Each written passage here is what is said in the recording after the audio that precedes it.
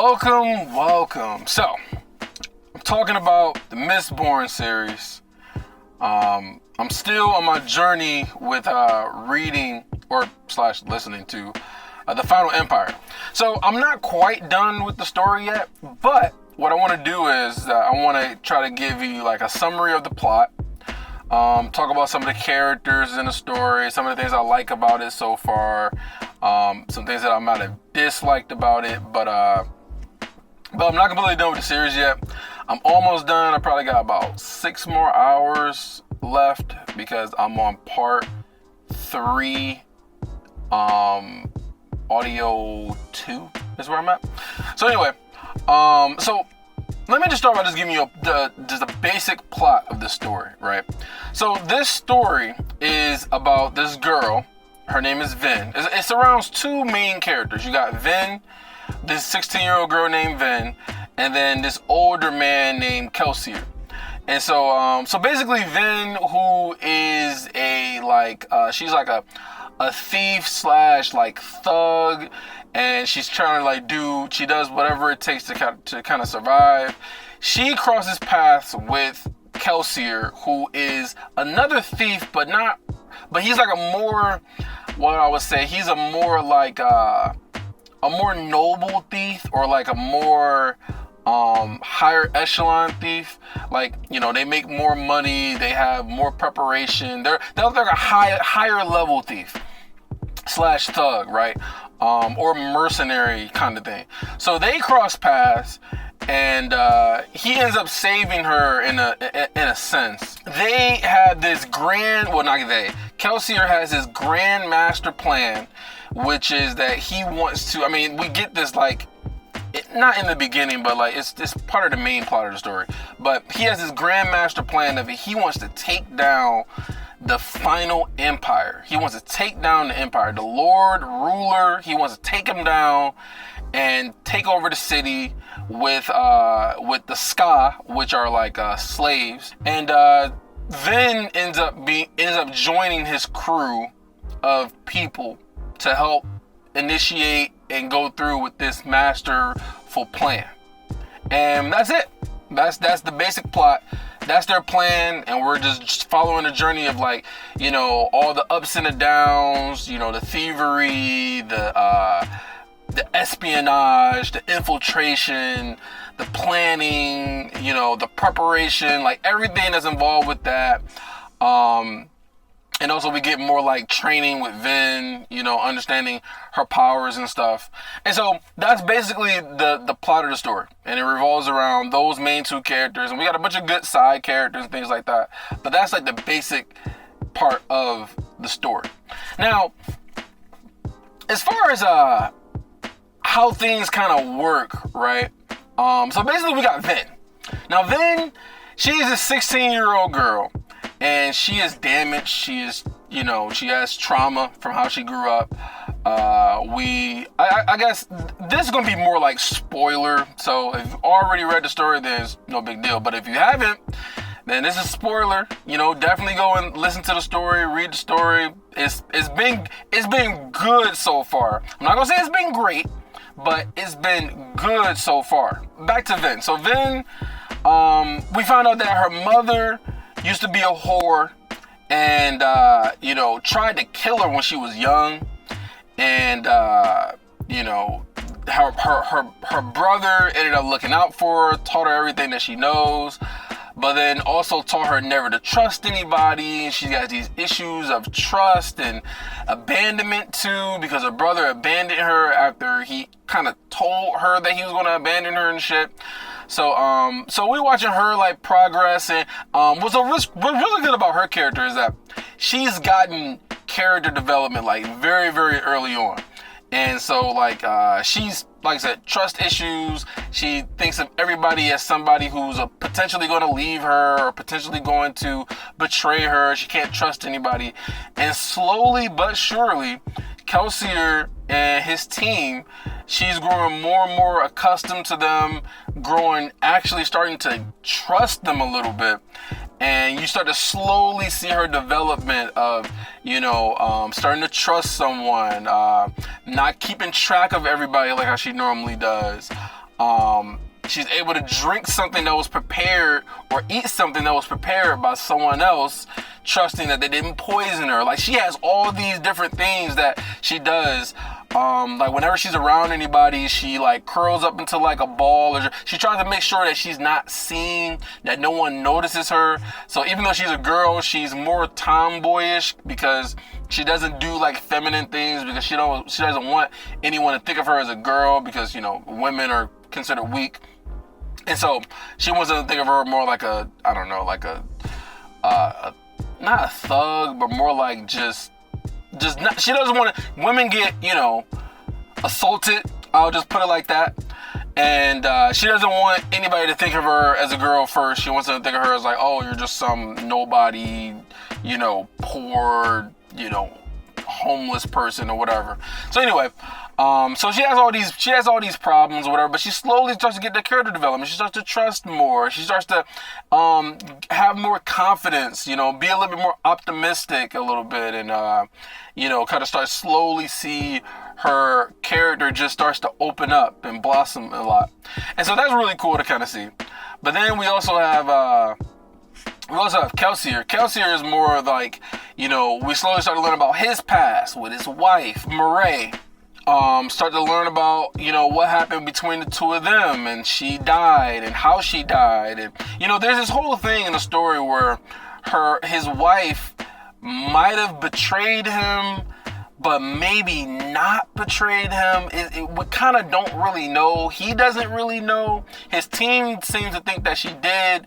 He's kind of like, okay, maybe she did, but then maybe she didn't, because of the fact that when they got captured and he went to the what is it called, the ATM, is ATM at these places or whatever, and they got to dig for it, and so they need to find an ATM geode, I think that's what it's called, ATM geode every week, and if they don't find one, then they get beaten to death. That's literally what it is. Like, if you don't find one of these ATM crystal geodes, you get beaten to death.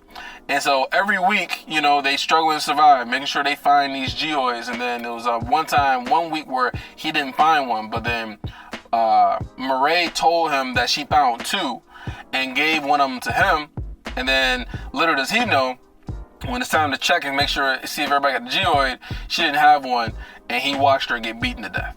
But it's just like, okay, why would she do that if she was the one that betrayed him to cause him to go into the enslavement ATM geoid camps in the first place? Because she went with there too, but she went there later. I think it was like 2 weeks later is when she went there.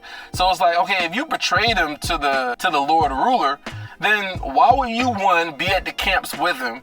And then two, why would you pretty much sacrifice yourself to keep him alive for, you know, a week longer or whatever? And do that. So it's just like, you know, we kind of don't really know for sure, but yeah, so that's interesting to learn about, you know, them together as a tandem. You know, they work really well together, him and Mirae, they work really, really well together. And so we're probably gonna learn a bit more about that. But then we got his crew, right? So his crew, I like his crew. You know, you got the guy Breeze. Breeze is he's the soother of the crew. He's very charismatic, and you know, he likes to drink, and I don't know, he's kind of like nonchalant almost, but not really, because he can be serious sometimes too. But yeah, he's the soother of the crew, so he's the one that, you know, dampens people's emotions and you know, get them to feel the way that he wants them to feel, or so it's basically just suppressing their emotions or whatever. So we got him, and then we've got I think Han is the thug of the crew, as they call them, or I think it's called pewter something or whatever. So he's one of the one that has the powers to burn pewter, which makes you like more enhanced in your strength, right? Your strength is more enhanced, reflexes, things like that. And or your body, your bones, your skin, like it's all just tougher, more resilient, stronger. He's like the muscle of the crew. And then you also got Renault, but Renault is like, you know, I don't know what he is. They kind of talked about a little bit of what he could be, but I'm not quite 100% sure, but he's like imitating some lord person, and he's part of the crew, getting information, with the high lords and the royalty people, whatever that has power in the story. But yeah, his crew is really cool, man. You get a little bit of backstory with them, with each character, kind of like where they came from. Some of them got family that they got to look out for, but they look out for them by keeping away from them, because of their powers and stuff, and because they know that if they get captured, they not only will kill them, but they're going to wipe out their entire family, because they want to make sure that their offspring doesn't have powers the way that they do too. So they want to wipe out anybody who is a misting, as they call them. But let me go back to Vin. Okay, so there's this one scene in the story where and it really kind of frustrated me, because I understand that she's young, but like Vin is the type of girl where she, since learning about her powers and stuff, she tends to bite off more than she can chew. And so there was a situation where Kelsier was going out to cause some trouble with the Lord Ruler. And the Lord Ruler is like the most powerful person overseeing everybody. He's the ruler. He's the most powerful. Everybody fears him. He's the most wealthy. It's his land. It's his kingdom. His world, right? And I'm interested in learning more about him too. But so it's about him. And Kelsier was going to go cause some trouble with him, which is extremely, extremely dangerous. When you got Vin, she's out here following him, tailing him everywhere he goes or whatever. He finds out that she's tailing him, and then she's like, I want to go with you or whatever. And he's like, oh no, it's too dangerous. And she's like, oh, we're trying to overthrow the empire. Like, what could be more dangerous than that? I got to do these things eventually or whatever. And so she ends up going with him. Now, things are going good. Kelsier's beating some ass. She killed, and I will say this is kind of strange, because she killed 4 people during this whole adventure mission type of thing. And they really kind of glossed over her killing, which it seemed like it was her first time killing anyone. And they kind of really glossed over her killing 4 people. Like she didn't really have any like trauma about it. It was kind of like, oh my God, I killed 4 people. Okay, I'm gonna be killing more. I gotta get used to this. This is gonna be part of my life, and you just kind of go forward. There wasn't any like repercussions, any sort of like trauma. Like, oh my God, I killed 4 people, and trying to stomach it. Could you do it again? Like, it was just kind of like, oh yeah, I killed 4 people. I gotta get used to this. But anyway, so they find out that these inquisitors that are there. And the Inquisitors are there, and it's like, oh shit, because the Inquisitors are like one of the, big bad guys, powerful bad guys. And, Kelsier is just like, Vin, run! And she's just standing there. And I'm just like, what are you doing just standing there? Like, you came here, it's dangerous. Like, this would be the perfect opportunity for her to be like, okay, I knew what I was getting myself into. Let me try to figure out a way to either fight, or let me try to figure out a way to do something. It was just like, oh, I'm just stunned, petrified. And then she just, and then he yells at her like, run, and she just stands there, petrified, just like, in shock, right? And so then he ends up using one of his pouches and uses abilities to like push her away. And then he's like, I thought I told you to run. And then so she gets pushed away. She falls to the ground. He's trying to separate her from the rest of the Inquisitors and stuff. And then she like falls to the ground or whatever. And she's like still in this daze. And then she's like on her knees or like standing up or whatever. And then he literally has to yell to her again, then run. And I'm just like, this dumb bitch is just standing there trying to get killed, man. It's just it frustrated the hell out of me. But that was just one of the scenes that just kind of like, I don't know, man. It just got me all riled up, because I'm just like, you literally asked to come, and then now the dangerous shit is happening, and you're just frozen. You're just like, I can't move. She eventually moves, but it's just like, man, she just like, I don't know. I guess it more so showed that she's still a young girl, and you know things are still frightening for her, and she's in a situation she's never been in before. She has fear of the Inquisitors based off of, you know, what everybody already knows about them, how dangerous they are and stuff. So that was kind of just, I don't know, it was just so frustrating to me. But I really like the part where Vin ends up, like, she's going into like these balls, and she's trying to, you know, get the habits of like the royal people, or the noble people or whatever. So she's like dressing as a girl, she growing her hair longer, she's not used to that, she's taking scented baths, and you know she's learned about, you know, all the different houses and stuff like that. And there's this guy that's there, he's one of like the royal people or whatever. His name is Ellen Venture, right? He's from like the most powerful house, powerful family or whatever.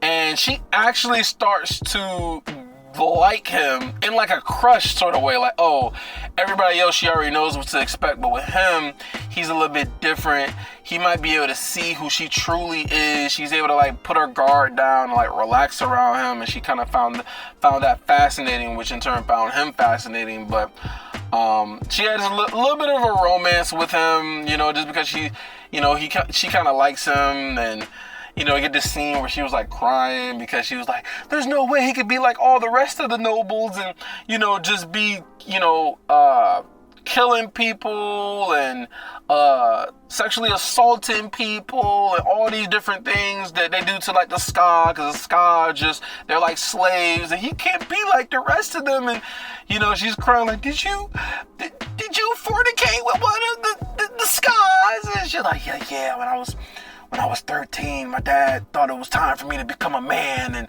I'm just like, oh my God. But I mean, it seems like he might be different, but maybe he's not telling her everything or whatever. So I thought that was interesting or whatever. And then you got Kelsier. Kelsier already knows that, oh, she's using his first name. She's falling for the boy, and you know how it's going to complicate things, and her heart's going to get broken. Like he's already projecting and expecting for this stuff to happen, because it's just like, they're not who she thinks they are. Like, yeah, there's some good ones, but it's like they're still gonna ignore someone being killed in front of them for no reason, you know, because they're Ska, they're slaves. There's literally, nobody care. So there's another person in the crew called Sazed. Now Sazed is a keeper. Now we still need to find out a little bit more about them, but they have powers too, and they've been hunted to like almost extinction. And so Sazed like has the ability to like store power in these like metal bracelets, you know. So like they can like store their strength, they can store their knowledge, they can store memories, they can store like vision and smell and speed, and like they can store everything. But in order for them to store it, they have to become weaker. So for example, if they wanted to store strength, they have to be weak for a certain period of time. So it's basically drawing from their body. So you make themselves weaker to absorb their strength and store it, and then when they need to use it, they can have 2 times the amount of strength that they normally have. They can have 3 times the amount of strength, or 4 times, and they can have this strength for an hour, or maybe 30 minutes, or you know, however long they decided to set. Like pretty much it's like seeping the life or the energy or whatever it is they want to store away from themselves, and then like storing it somewhere else. So like if they wanted to strengthen their sight, that means that their vision have to get worse for a period of time, and it stores their sight there, and then when they want to call upon it, they have strengthened sight or something like that. So yeah, very fascinating with how their abilities work, and I'm pretty sure we're gonna learn a lot more about it. But I like Sazed. Sazed is really cool. He's a eunuch in this story, and that's just like another layer of just like, you know, his personality and also his character and his growth and development. But yeah, Sazed's cool. We also learn more about like Kelsier and Kelsier's brother Marsh, and you know how their relationship works.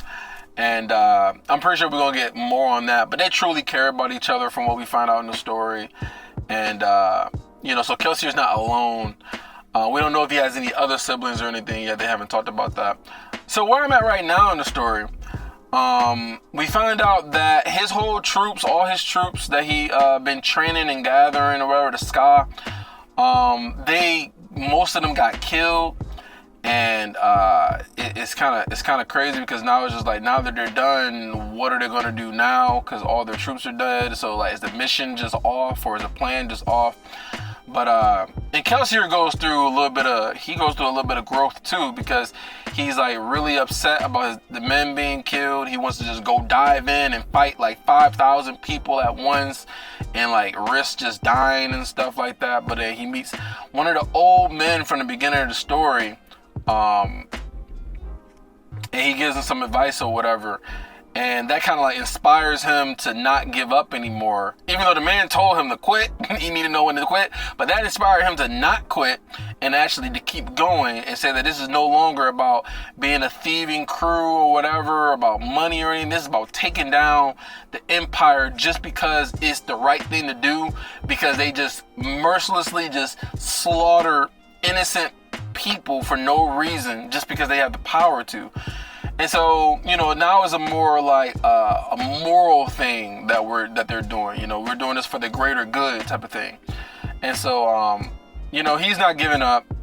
And so they're going to continue on with the mission. And so now we're at the point where it was the Lord Ruler ended up like beheading like all these different Ska people or whatever, and like beheaded them, and their blood goes into like this fountain, and so the whole fountain is just like red, and like everybody gets gathered to watch it all.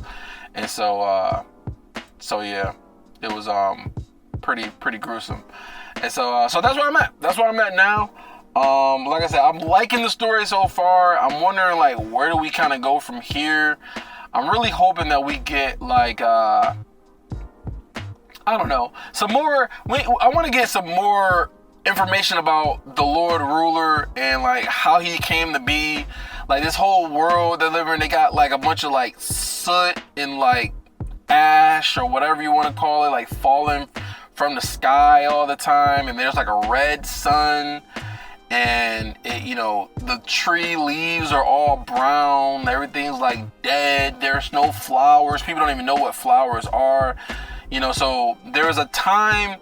So the time period that they're in right now is like after the Ascension, which is when the Lord Ruler took rulership. And then it was like a time before the Ascension where things were actually normal, and we had like kind of like the world that we live in now, where like their tree leaves are green and there's flowers and probably honeybees and a bunch of animals and stuff. Now we don't even know. We still gotta like flesh out the world and like understand more about the world. But yeah, I've been liking it so far. I'll do another video about the conclusion, about how the first book concludes, the Final Empire, how it concludes. And yeah, so that's where I'm at right now. Let me know if you've been reading it, or if you're just kind of, you know, I mean, this book came out a long time ago. So I think somewhere around like 2006 or something like that. So almost like 20 years. So I'm pretty sure a lot of people have already read it. But yeah, I'm enjoying it so far. I'm wondering what's to come. But let me know what you think about the story. Maybe you can tell me that there's something else happening that's gonna be super big, but no spoilers or anything like that. I don't know what's to come, but I'm guessing there's something bad is probably gonna come, because things have been kind of happening like too easy in a sense. I don't know. I don't want them to like kill off any characters, because we're just getting to know these characters. But I have a feeling that some of these characters might get killed, or I don't know. I'm gonna see where it goes. But that's it for me. Like the video if you like it, or you know, leave a comment, whatever you want to say, and I'll be checking that out. And peace.